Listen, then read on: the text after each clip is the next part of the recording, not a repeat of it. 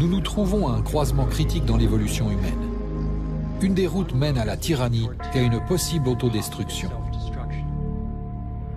L'autre nous conduirait vers une civilisation pacifique et saine, basée sur le respect des droits et de la liberté de chacun sur la planète.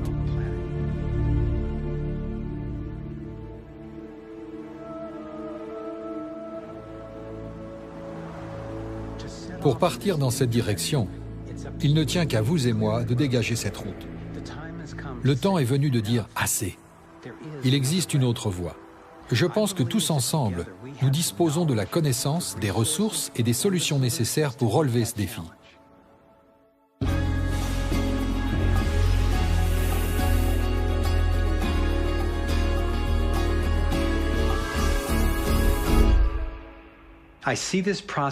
Je considère ce processus comme rien de moins qu'une lutte pour l'âme de l'humanité. Cela commence avec un changement de vision du monde, en répondant à la question « Qui sommes-nous vraiment ? Qu'est-ce que la nature humaine ? Sommes-nous, nous les humains, ce que l'élite veut nous faire croire, des créatures stupides, avides, qui, si elles étaient laissées à elles-mêmes, tomberaient dans la violence et le chaos et qui, pour leur bien, nécessitent d'être contrôlées par une élite autoproclamée ? Ou sommes-nous naturellement aimants et créatifs ?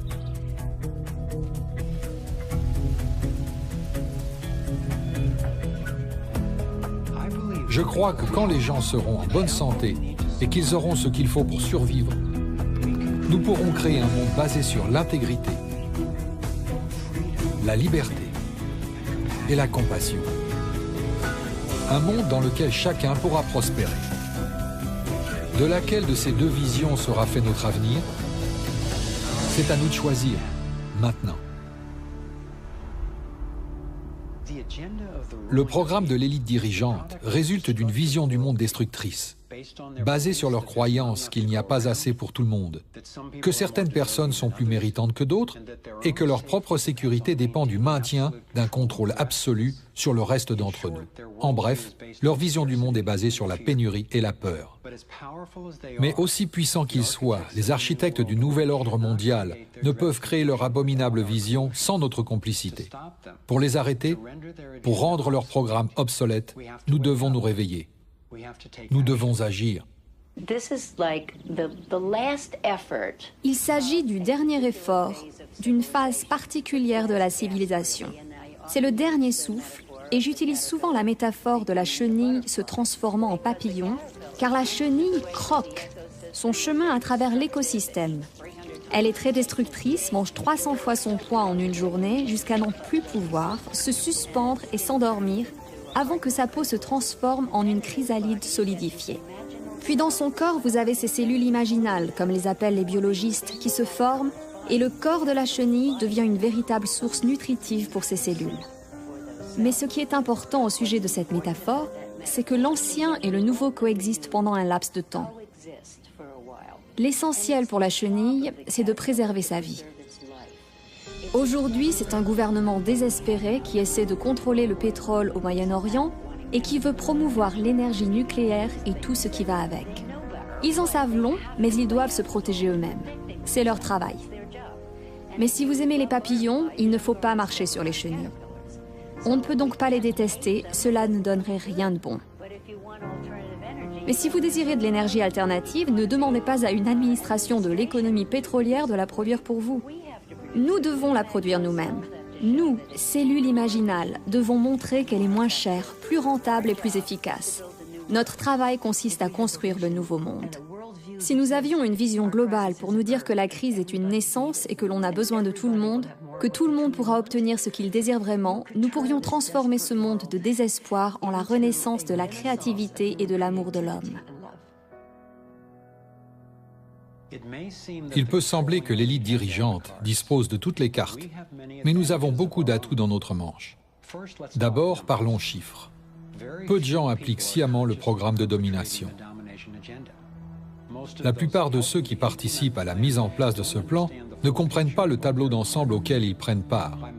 Selon mes calculs, nous sommes plus d'1 million de fois plus nombreux que les véritables architectes du plan, rien qu'aux États-Unis. L'écologiste et entrepreneur Paul Hawken estime qu'il existe désormais plus d'1 million d'organisations dans le monde qui travaillent pour la justice sociale et environnementale, soit le plus grand mouvement social de l'histoire de l'humanité. Ce mouvement, connecté électroniquement, pourrait devenir un réseau de réseaux qui constituerait la force activiste pour le changement la plus puissante de tous les temps.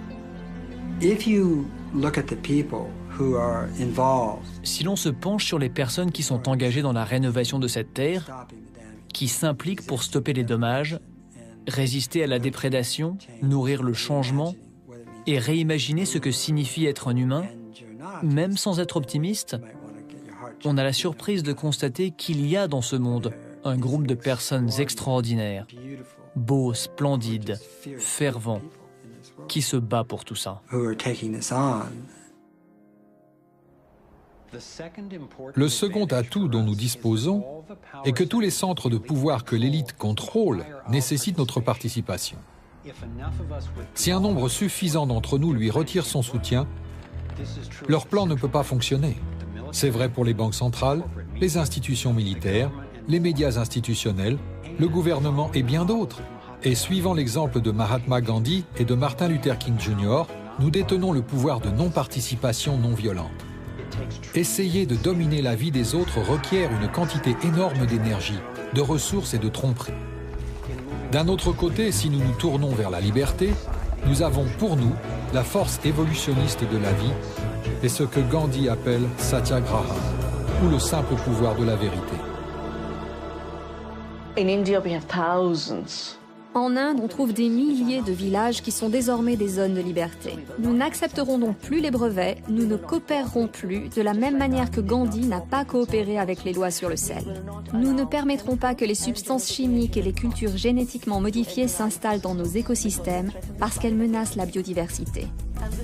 Et ce mouvement pour la liberté, qui concerne toutes les espèces, et pas seulement à l'espèce humaine, est quelque chose qui grandit très rapidement et se reflète dans le mouvement en faveur des zones sans OGM en Europe.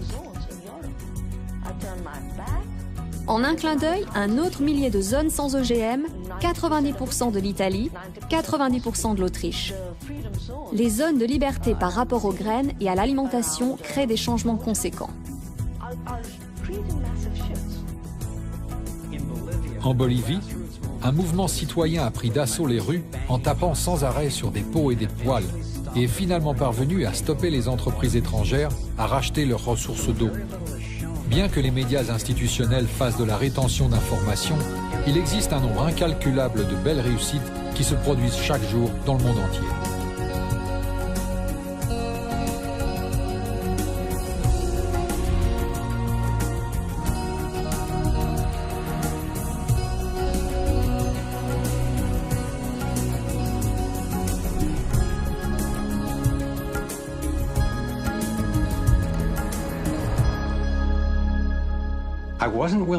Je ne souhaitais pas réaliser ce film sans être sûr qu'il existe des réponses pour faire face à la crise. Et aujourd'hui, le pouvoir d'Internet nous permet de partager l'étendue et la profondeur de cette recherche.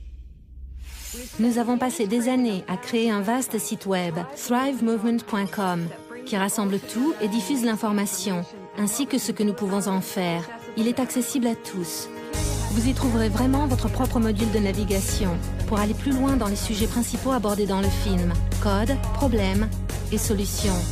Vous pouvez étudier les stratégies et les tactiques et vous connecter avec les autres afin de mettre en place des actions importantes. Chaque fait énoncé dans ce film a été vérifié par une autorité extérieure dont vous trouverez la référence sur notre site web. Ce navigateur de secteurs facilite la pensée de systèmes entiers qui reconnaît que les actions effectuées dans un domaine ont un impact sur tous les autres. Le centre du navigateur de secteur s'appelle Vue du monde, car il détermine comment nous expérimentons tout ce qui se passe en nous et autour de nous. Dans chaque secteur, vous trouverez des questions critiques, des ressources, des stratégies de groupe et des actions individuelles pour apporter un réel changement de manière pacifique et productive. Notre arbre de ressources vous mettra en lien avec les personnes, les organisations, les médias que nous vous recommandons le plus pour vous aider à vous instruire et à vous engager encore plus. On m'a encouragé à découvrir qu'il existe un certain nombre d'actions qui, rassemblées, peuvent faire le poids. Ce n'est pas sans fin. Une fois que l'on a une vision de l'image dans sa globalité, nous cherchons à savoir ce que chacun d'entre nous peut faire pour aider à l'accomplir. Jetons un œil aux antidotes stratégiques à leur domination économique. Nous devons cesser tout renflouage des banques ou des entreprises, démanteler la réserve fédérale, retirer le soutien des contribuables aux agences bancaires centrales telles que le FMI ou la Banque mondiale, permettre le développement de monnaies alternatives et de banques indépendantes, et refuser les taxes internationales. Je mets l'accent sur les solutions qui existent aux États-Unis, car c'est ce que je connais le mieux. Mais comme la situation est globale, voici les principes sur lesquels les stratégies de solutions sont basées. Voici quelques actions tactiques que nous pouvons entreprendre en tant qu'individus, qui ne prennent pas beaucoup de temps ou d'argent et permettent d'établir une réelle différence sans plus attendre. Soyez informés, intervenez et mettez-vous en lien avec les autres. Choisissez une banque locale. Lorsque nous transférons notre argent depuis les grandes banques centralisées vers des coopératives de crédit et des banques possédées localement, nous retirons notre financement au problème pour financer la solution.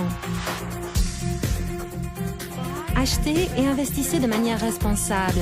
Chaque dollar dépensé véhicule un message. Rejoignez le mouvement. Nous devons auditer et mettre fin à la réserve fédérale. Elle nous vole. Rejoignez une coalition pour que l'Internet reste juste et ouvert. Ne laissez personne s'en emparer. Soutenez les médias indépendants. Multipliez vos sources d'information et demandez-vous qui finance les journaux que vous lisez. Achetez des aliments bio, sans OGM.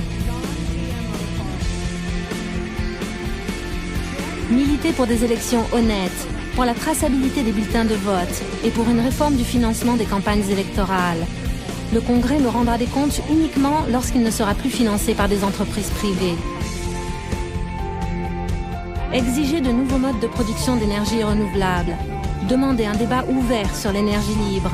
Le bouleversement de la dynamique énergétique sera le changement le plus rapide que l'humanité ait jamais connu.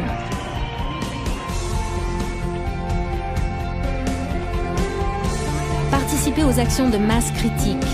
Cette stratégie de mise à profit de notre énergie consiste à attendre qu'un grand nombre d'entre nous soient d'accord pour entreprendre une action.